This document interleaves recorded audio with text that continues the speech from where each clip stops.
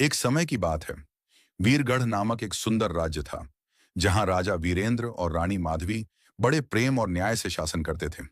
लेकिन एक दिन दुष्ट राक्षस कालनेमी ने उनके राज्य में आतंक फैलाना शुरू कर दिया। वह न केवल गांवों को उजाड़ता, बल्कि लोगों के दिलों में डर बोकर राजा रानी के बीच फूट डालना चाहता था।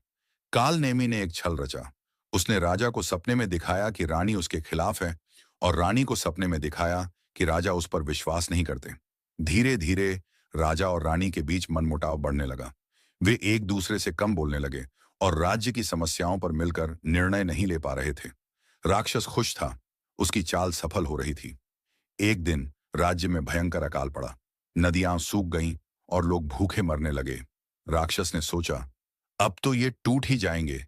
लेकिन तभी एक बूढ़ी महिला, जो वास्तव में एक देवी थी, ने राजा रानी को समझाया, शक्ति एकता में है। अगर तुम दोनों ने मिलकर संकट का सामना नहीं किया तो यह राज्य नहीं बचेगा। राजा और रानी को अपनी गलती का एहसास हुआ। उन्होंने एक दूसरे से माफी मांगी और फिर से मिलकर काम करने का निर्णय लिया। राजा ने अपनी सेना को इकट्ठा किया और रानी ने जनता को प्रेरित किया।